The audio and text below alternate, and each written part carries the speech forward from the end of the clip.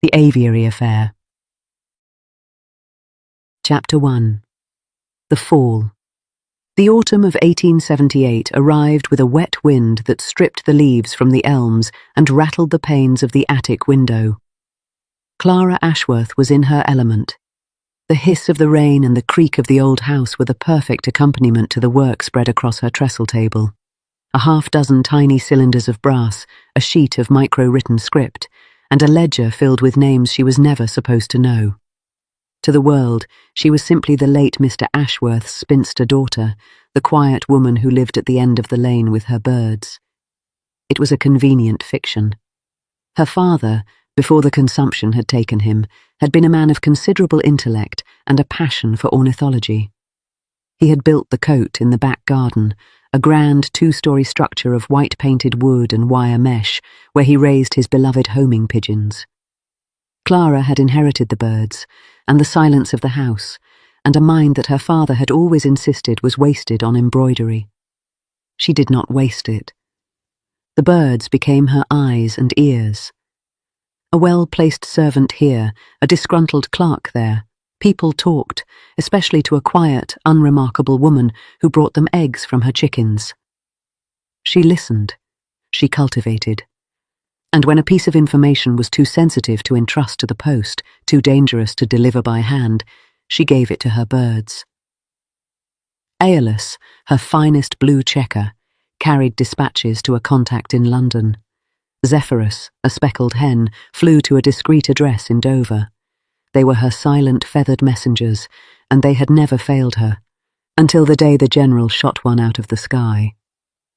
She was in the kitchen, decanting a consignment of fine, almost transparent paper, when she heard the crack of a rifle.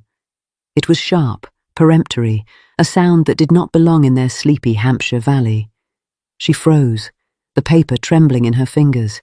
A heartbeat later, a second shot. Then silence. A terrible foreboding seized her. She ran through the house, down the garden path, her skirts catching on the wet lavender. The door to the aviary was ajar.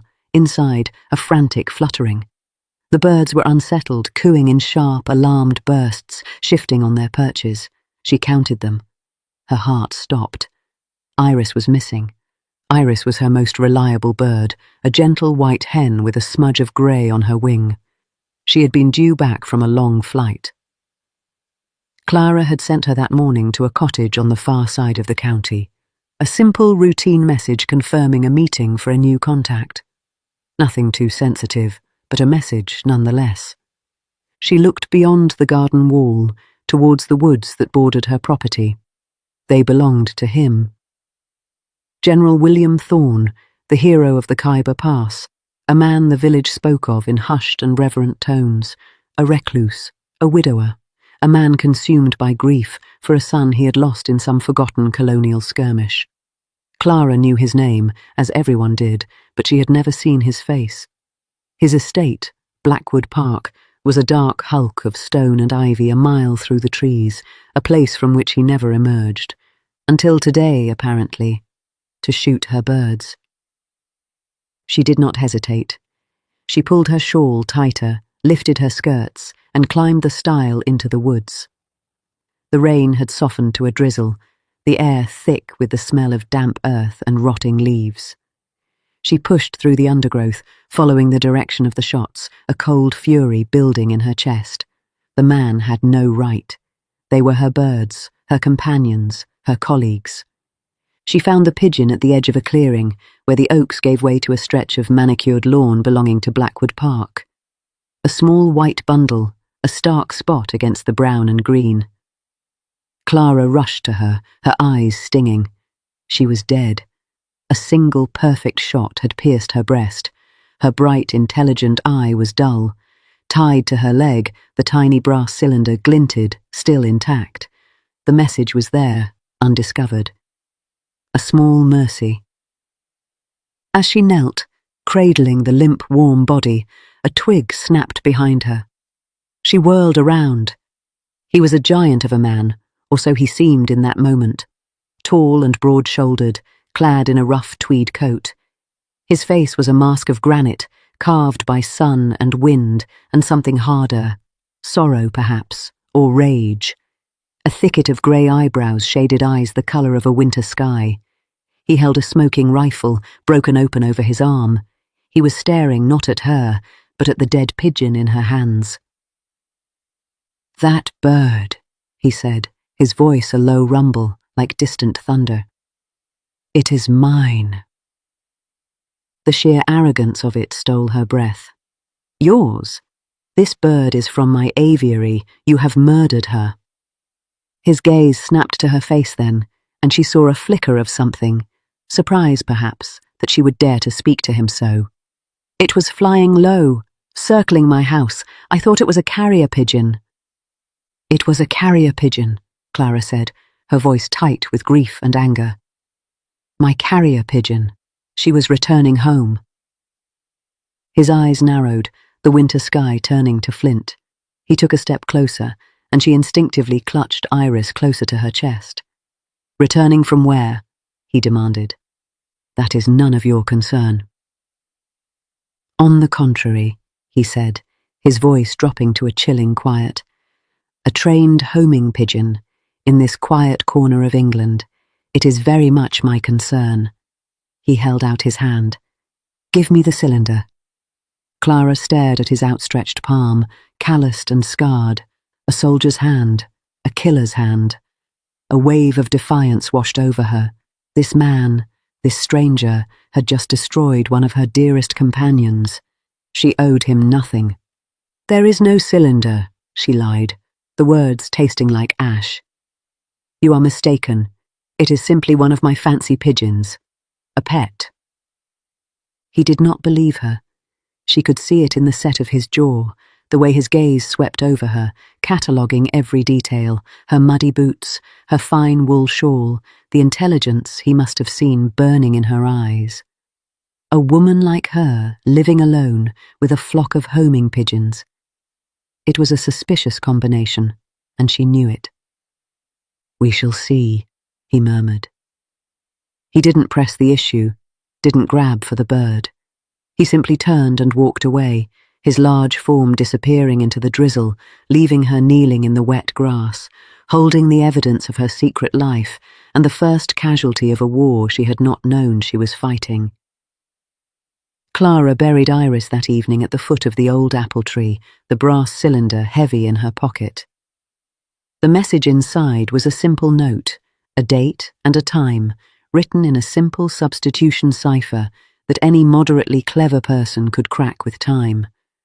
But the fact that she had a cipher at all, that was the real danger.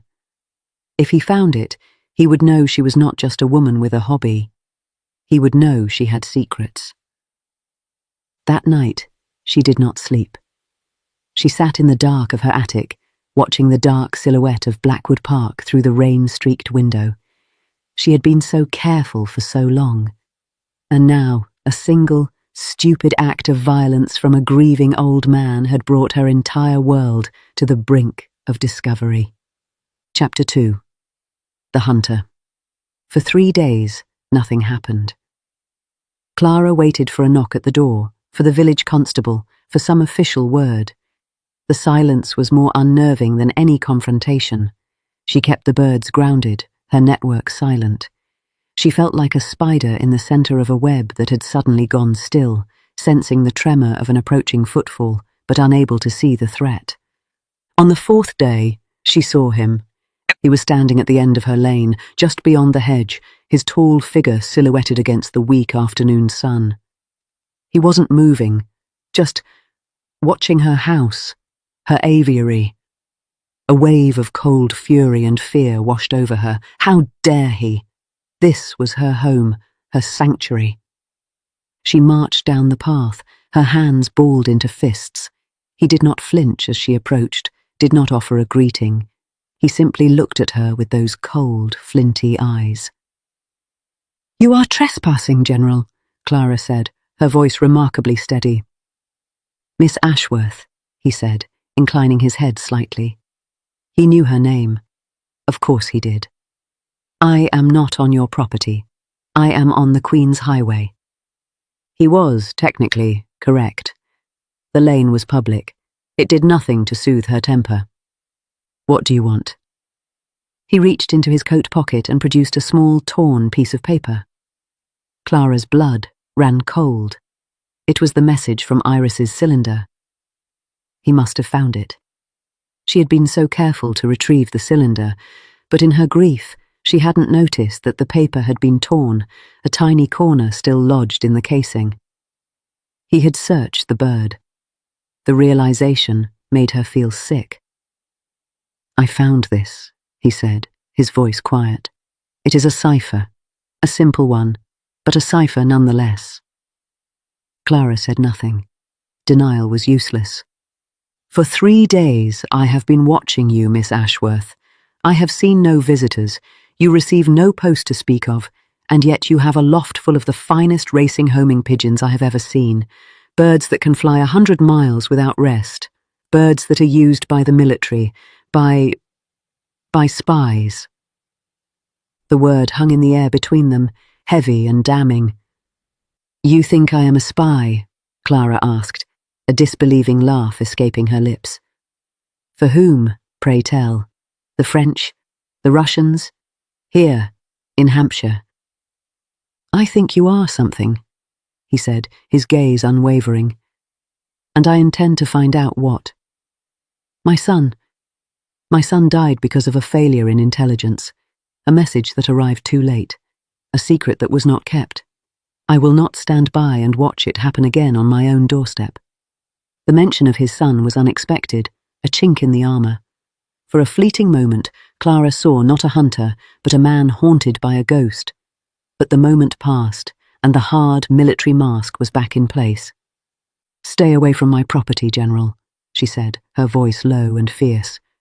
"You have no jurisdiction here. You are a private citizen, not an agent of the Crown. You have no right to watch me, to follow me, or to steal my property." She turned and walked back to her house, her heart hammering against her ribs. She could feel his gaze on her back until she closed the door. The game had changed. He was not going to go to the authorities. He was conducting his own private inquisition. This was personal for him, a way to assuage his own guilt over his son. And in his single-minded pursuit, he was a far more unpredictable and dangerous foe than any official inquiry would have been. Clara had to know what she was dealing with. That night, under the cover of a moonless sky, she put on her darkest clothes and slipped out of the house. She knew the woods between their properties intimately. She made her way to the edge of the Blackwood Park estate and found a spot where she could observe the house. It was as grim as the rumours suggested. A sprawling grey stone manor, half smothered in ivy, with dark windows like sightless eyes. But one window, on the ground floor, glowed with a warm yellow light. Clara crept closer, keeping to the shadows of the shrubbery. The window belonged to a study, and there, inside, was the General. He was not pacing or plotting. He was sitting in a worn leather armchair, a glass of whiskey in his hand, staring into the fire. On the mantelpiece above him she could see a portrait, a young man in a military uniform with the General's strong jaw but a softer, kinder smile, his son. The sight of him, so lost in his grief, gave her pause. He was not a villain. He was a broken man, trying to impose order on a world that had cruelly betrayed him. He had lost his son to a war of empire, to the very kind of secret intelligence work she was involved in. It was a tragic, terrible irony. Clara watched him for an hour.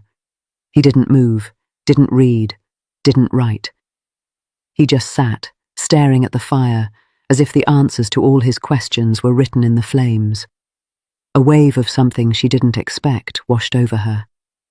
It wasn't pity, exactly. It was understanding. They were both lonely. They both lived in the past. They both had their secrets. His was carved on his face for all to see. Hers were hidden in the sky. She retreated into the woods, her mind a whirl of conflicting emotions. Her instinct was to fight him, to protect her network at all costs. But another part of her, a part she had thought long dead, saw the man behind the hunter, and that complicated everything. The next afternoon there was a knock at her door. Not the tentative rap of a tradesman, but a firm, decisive summons. Clara opened it to find him standing there, holding a small, leather-bound book. "Miss Ashworth," he said, his manner formal. "I believe I owe you an apology." Clara blinked, utterly taken aback.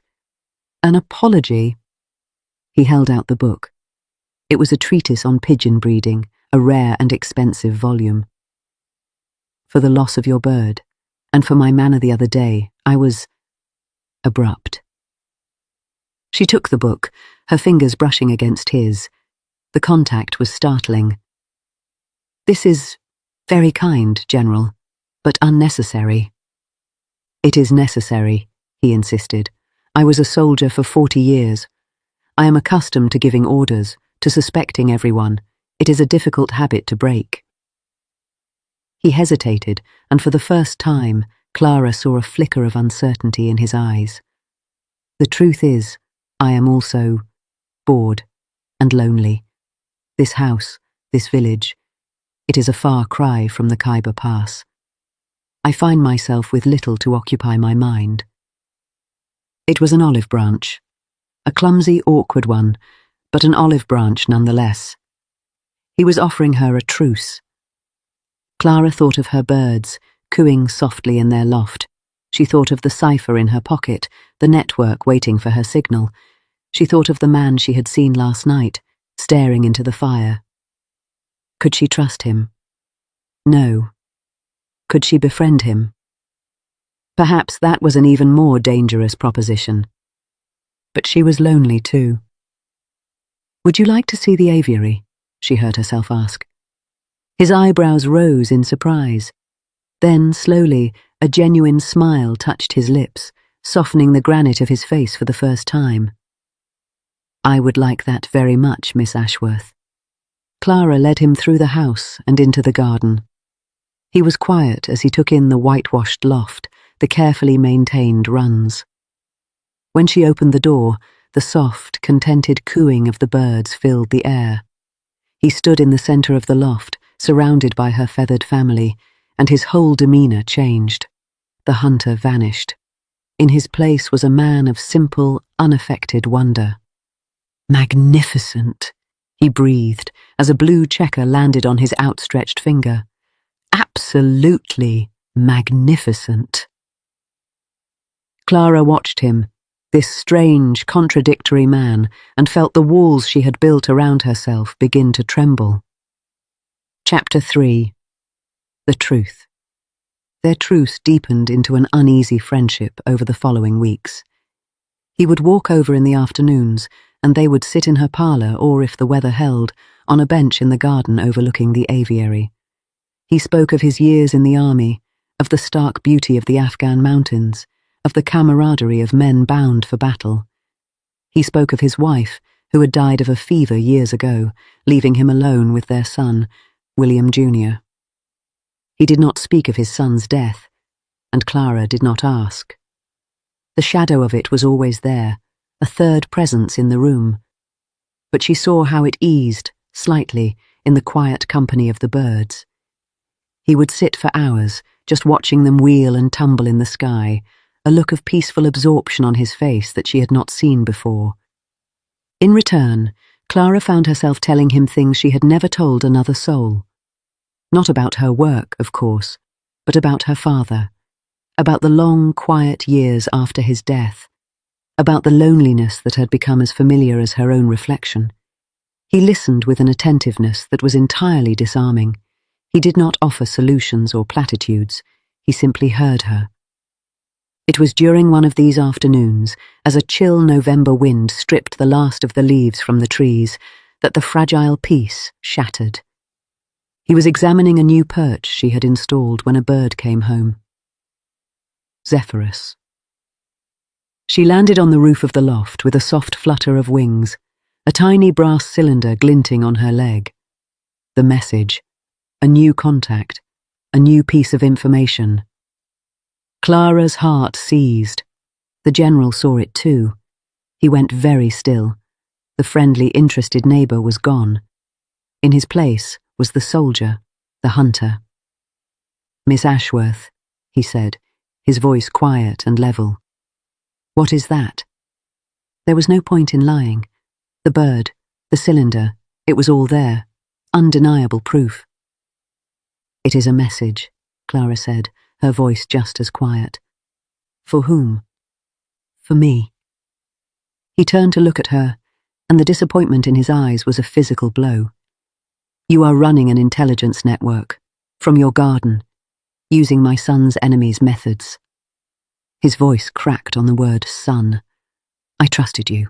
I thought I had found a friend, a kindred spirit, and all this time, you have been playing me for a fool." "No," Clara said, stepping towards him. "General, you are wrong.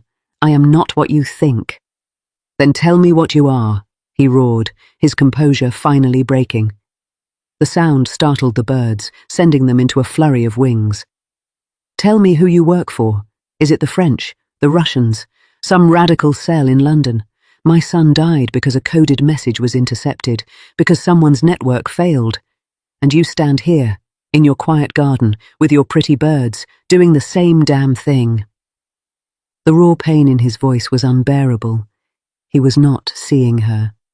He was seeing the faceless enemy that had taken his son. And in that moment, Clara knew she had to tell him the truth. All of it. "Sit down, General," she said, her voice trembling. "Please." He didn't move, just stood there, rigid with fury and grief. Clara took a breath and began to speak. "I do not work for a foreign power. I have never sold a secret, never betrayed my country. My network is philanthropic, you could call it, altruistic." He stared at her, uncomprehending. Clara walked into the house and returned with her ledger. She opened it to a page and held it out to him. He took it, his eyes scanning the neat columns of names. "These are my contacts," Clara said. "Servants in great houses, clerks in government offices, a maid at Windsor, a footman at the War Office. They are not spies. They are listeners. They hear things. A lady's maid overhears her mistress talking about a friend whose husband beats her. A clerk sees a dismissal notice for a factory worker who will now be unable to feed his children. A footman knows which families are about to be turned out of their homes." She pointed to a notation beside a name. "See here. Lady Atherton's maid told me her ladyship was worried about a young kitchen maid who had nowhere to go for Christmas. I was able to find her a place with a family in the next village who needed help." She turned the page. "And here. A clerk at the railway office told me about a widow who was about to be evicted. I was able to pay her rent anonymously for 3 months until she found work." He looked up from the ledger, his expression unreadable. "You are telling me you run a charity through carrier pigeons."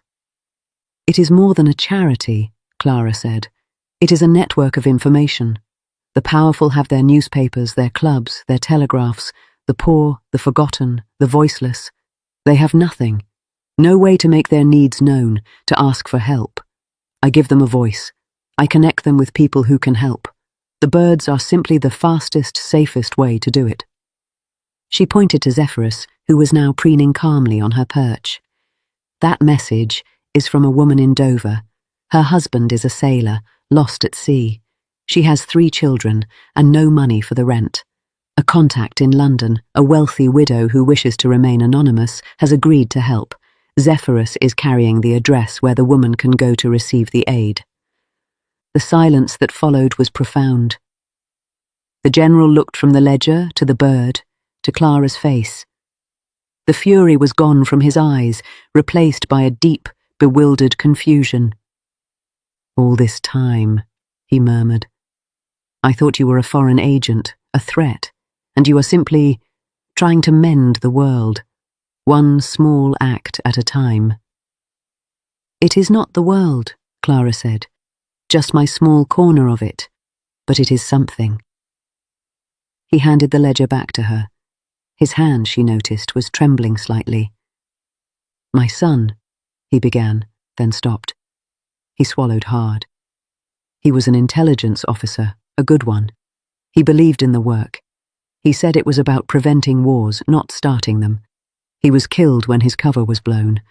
A message he was expecting, never arrived. Someone in the chain had been turned. We never found out who. The pieces fell into place. His paranoia, his obsessive need to uncover secrets. He was not trying to catch a spy. He was trying, in some small, futile way, to undo the past, to catch the one that got away. "I am so sorry," Clara whispered. It was hopelessly inadequate, but it was all she had. He looked at her then, and the full weight of his grief and his mistake was written on his face. "I shot your bird," he said, his voice hoarse. "I threatened you. I invaded your privacy, and you were only ever trying to help people." "You did not know," Clara said. "That is no excuse. A soldier who fires without knowing his target is a danger to everyone." He took a deep, shuddering breath. "I have spent years building walls, Miss Ashworth. Walls of suspicion and grief. You are the first person in a very long time who made me want to tear them down, and I almost destroyed you instead." He turned and walked towards the garden gate. He looked defeated, diminished, the proud soldier brought low by his own demons. "General!" Clara called out. He stopped, but did not turn around. "The invitation still stands. For tea, whenever you like." He was silent for a long moment. Then, without a word, he continued on his way, disappearing into the darkening woods. Clara watched him go, her heart a tangle of sorrow and hope. She had told him the truth. What he did with it was up to him. Chapter 4. The Aviary. The days that followed were the loneliest Clara had known since her father's death. She released her birds, letting them fly free, but her heart wasn't in it. The sky felt empty without the general's quiet presence beside her, watching them with wonder. She had not realized how much she had come to rely on his company, his conversation, the simple fact of another human being in her silent world. She did not see him. She did not dare go to Blackwood Park. She had given him her truth, and now she had to wait and see if he would accept it, or if her honesty had only driven him further into his fortress of grief. A week passed, then 2. The winter closed in, bringing early frosts and iron-grey skies. Her network continued its quiet work, the messages flowing as they always had. But the joy had gone out of it. It felt merely mechanical, a series of tasks to be completed. And then, on a bitterly cold December afternoon, he came back. Clara was in the kitchen, kneading bread, when she heard the familiar, firm knock at the door. Her heart leaped into her throat. She wiped her floury hands on her apron and went to answer it. He stood on the doorstep, looking older and more tired than she remembered. He was holding a small wrapped parcel. Behind him, in the lane, she could see a cart loaded with timber and rolls of wire mesh. "Miss Ashworth," he said, his voice formal, "I have come to ask a favour." "Anything," Clara said without thinking. A faint smile touched his lips. "You might want to hear it first. I find myself in need of a project, something to occupy my mind and my hands." He gestured towards the cart. "I thought perhaps you might allow me to build an addition to your aviary, a new flight for the young birds, my contribution to your network." Clara stared at him, then at the cart, then back at his face. He was serious. He was offering to help, to be a part of it, however tangentially. "You would do that?" she asked, her voice barely a whisper. "I would like to try," he said. "I have spent my life learning to destroy things, Miss Ashworth. I would like to learn, however late in the day, how to build something good." Clara opened the door wide. "Then you had better come in and get warm first. It's far too cold to start building today." He stepped inside, ducking his head under the low lintel. He looked around her kitchen, the fire crackling in the hearth, the bread rising on the sideboard, the simple, homely order of it all, and let out a long, slow breath. It was the breath of a man finally coming in from the cold. "I brought you this," he said, handing her the parcel, "as a peace offering, a proper one this time." Clara unwrapped it. It was a beautiful, leather-bound journal, empty and waiting. On the inside cover, in a bold, soldierly hand, he had written, "For the chronicles of the aviary, may they always be tales of hope." She looked up at him, her eyes stinging with tears she refused to shed. "It is perfect," she said. "Thank you." He cleared his throat, uncomfortable with emotion. "Now," he said, rubbing his hands together and turning towards the door. "About that aviary. The light will be gone in a few hours, and I would like to make a start on the foundations." They worked together until the light failed, measuring and marking the ground. He was a different man, with a hammer and a saw, purposeful, competent, at peace. Clara brought out mugs of hot tea, and they drank them standing in the cold, watching the last of the daylight fade from the sky. "My son," he said suddenly, his voice quiet in the gathering dusk. "He would have liked you." Clara did not know what to say. She simply reached out and placed her hand on his arm. He covered it with his own, his rough, scarred hand warm against her skin. They stood like that for a long moment, two lonely souls finding an unexpected harbour in each other. Above them, the first stars were beginning to appear, and from the aviary she heard the soft, contented cooing of her birds, safe and warm in their loft. The work on the new flight continued over the following weeks. The general, William, as he now insisted she call him, came every day. They would build and measure and saw, and then they would go inside and sit by the fire, and he would tell her more stories of his life, and she would tell him more about her network. Clara even began to entrust him with small tasks, holding a bird while she attached a message, noting down the times of their returns. He never asked to know the contents of the messages. He understood now that the details were not his to know. But he took a quiet pride in being a part of the mechanism, in helping the silent, feathered messengers on their way. One evening, just before Christmas, they finished the new flight. It was a beautiful thing, a spacious addition of fresh, pale wood that gleamed in the weak winter sun. They stood back to admire their handiwork. "It needs a name," he said. Clara thought for a moment. "The William Thorn Wing," she suggested. He laughed, a sound she heard more and more often now. "Far too grand, and far too military." "Then you name it," she said.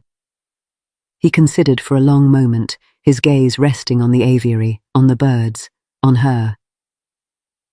"The Hopeful Wing," he said softly, "for all the hope that flies from it." It was the perfect name. That night, he stayed for supper. They ate roast chicken and root vegetables at her small kitchen table, and they talked about nothing of consequence: the weather, the village gossip, the antics of the younger pigeons. It was simple and ordinary and utterly wonderful. After he had gone, Clara sat in her chair by the fire, the new journal open on her lap. She picked up her pen and began to write. December 20th, 1878. Today, we finished the new flight. William says it should be called the Hopeful Wing. I think he is right. For so long, this aviary was my refuge, my secret. Now it is becoming something else. A place of shared purpose. A place of friendship.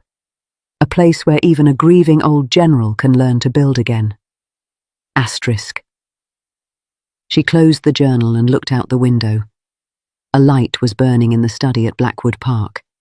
She no longer saw it as a beacon of suspicion or a fortress of grief. It was simply the light in a friend's window. In the aviary, her birds slept peacefully, dreaming of the skies they would conquer tomorrow. And for the first time in longer than she could remember, Clara Ashworth fell asleep with a smile on her face, listening to the wind rustle the bare branches of the apple tree, knowing that she was not alone. The aviary affair was over. In its place, something far more precious had begun. The end.